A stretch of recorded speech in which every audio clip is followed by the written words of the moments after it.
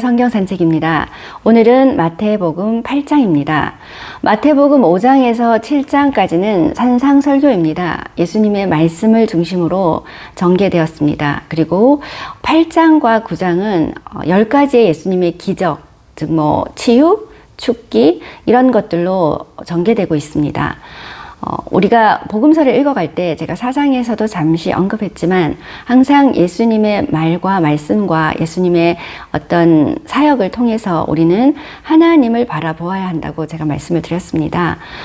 다시 한번 요한복음의 14장의 말을 빌어서 얘기를 하자면 요한복음 14장에 제자들 중에서 빌립이 예수님께 하나님 아버지를 보여달라고 하십니다.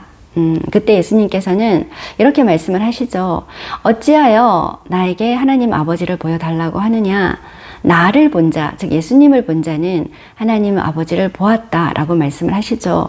그리고 계속해서 말씀하시기를 하나님은 예수님 안에 거하시고 예수님은 하나님 안에 거하시면서 하나님이 바로 예수님 안에서 하나님의 일을 행하신다는 것을 말씀을 하십니다. 그래서 예수님께서는 예수님의 그 말씀들은 예수님의 자의로, 예수님의 멋대로 얘기한 것이 아니라 하나님이 친히 예수님에게 이르신 말을 그대로 전달한다고 말씀을 하시고, 그래도 너희가 내가 하나님 안에 거하고 하나님이 내 안에 거한다는 것을 믿지 못하거든 예수님의 내가 행하는 그 일을 통해서 하나님이 내 속에 거해서 하나님의 일을 하신다는 것을 믿어라 라고 말씀을 하시죠. 자, 이제 8장과 9장은 예수님의 사역입니다. 예수님의 기적들을 통해서 우리는 하나님이 예수님을 통해서 하나님의 일을 하신다는 것을 우리가 목도해야 될 것입니다. 8장, 9장은 10가지의 기적들로 이루어졌고, 오늘 우리가 살펴보게 될 8장은 예수님의 5가지의 사역으로 이루어져 있습니다. 첫 번째 기적은 나병 환자, 즉 아주 심한 피부병에 걸린 환자가 예수님께 나와 깨끗함을 잊기를 원하는 장면으로 시작됩니다.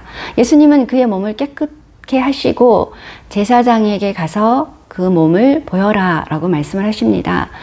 이 말씀은 구약부터 내려온 율법의 규례였습니다. 이 심한 피부병 환자들은 공동체에서 격리된 생활을 하게 되죠. 그리고 그 병이 나았을 때 제사장에게 그 병이 나음을 보이고 판결을 받고 그 절차를 받아서 공동체에 들어오게 되어 있었습니다. 그래서 이 제사장에게 그 나음을 보이고 그 절차를 받아서 공동체로 다시 들어오라는 예수님의 말씀이었습니다.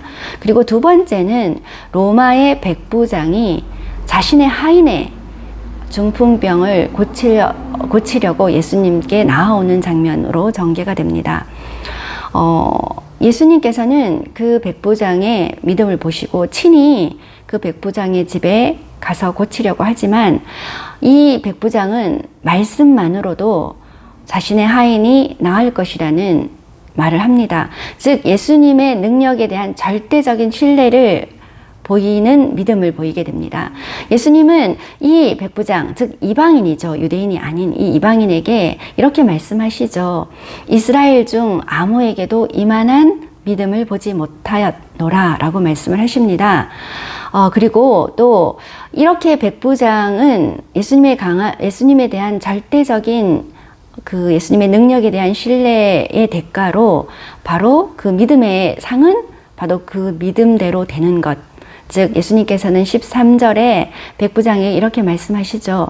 너의 믿음대로 될지어다 라고 말씀을 하십니다. 그리고 이 말씀대로 백부장의 하인은 그 중풍병을 낫게 되는 놀라운 기적을 맛보게 되는 거죠. 그리고 세 번째 기적은 베드로 장모의 열병을 고치고 많은 병자들을 고치는 장면으로 이어집니다. 그리고 네 번째는 우리가 8장, 9장의 10가지의 기적 중에서 단 한 가지만 자연계를 다스리시는 예수님의 권위가 나타납니다. 그 나머지 9가지는 모두 사람을 치유하시는 그 기적들이죠. 그래서 네 번째는 제자들과 배를 타고 갔을 때 그 엄청난 풍랑이 일었을 때 예수님께서 그 바람과 바다를 꾸짖어서 잔잔하게 되는 사건을 일으키게 되는 장면을 우리가 목도하게 됩니다. 이 일은 시편 89장 8에서 11절의 인용이죠. 예수님이 폭풍우까지 잠재우시는 그 자연계에 대한 권위를 가지신 주권자이심을 나타내는 장면이라고 할 수 있습니다. 그리고 다섯 번째는 귀신 들린 두 사람을 그 귀신을 내쫓는 축기 사역을 우리에게 보여주고 있습니다. 8장 28절에서는 이 귀신 들린 두 사람이 예수님을 향해서 하나님의 아들이라고 외치는 장면이 보여집니다. 이 하나님의 아들이라는 그 고백은 마태복음 16장에 베드로에 의해서 처음으로 나타나는데, 우리가 마태복음 8장에서는 이 귀신 들린 자들이 하나님의 아들이라는 그런 고백을 하는 것을 보면서 귀신이 사단이 먼저 하나님의 아들임을 시인하고 목격했다는 그런 어떤 장면들을 우리가 볼 수 있죠. 이렇게 예수님께서는 이 귀신 들린 두 사람의 축기 사역을 하시면서 그들을 낫게 하시는 장면이 또 8장의 목도가 됩니다.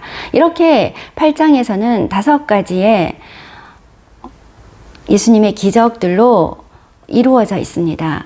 자, 우리가 이 예수님의 5가지의 사역들, 이 기적들을 통해서 우리가 한 3가지 정도를 기억할 필요가 있습니다.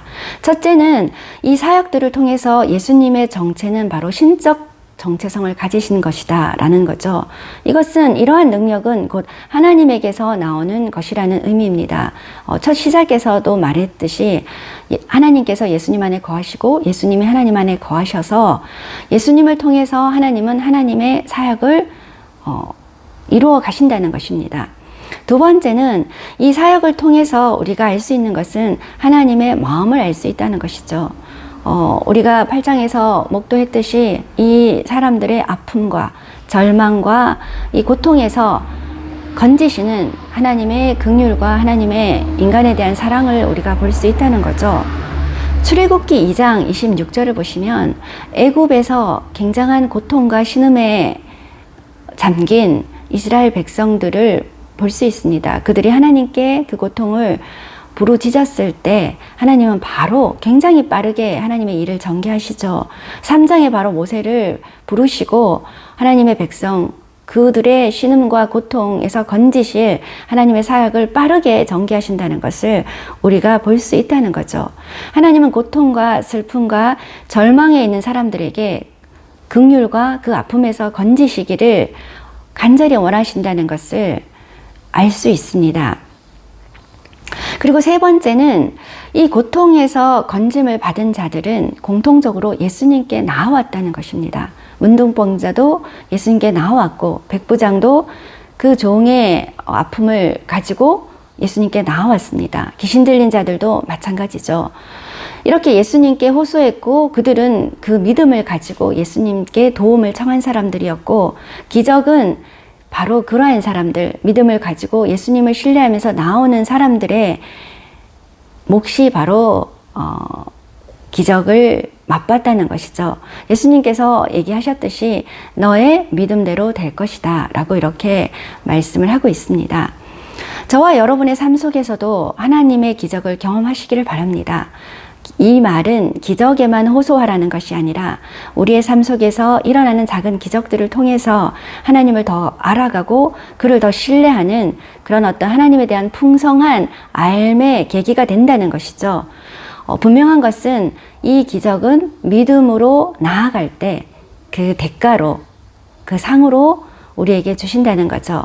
자, 저는 9장에 다시 한번 예수님의 기적, 5가지 기적들로 또 찾아뵙겠습니다. 감사합니다.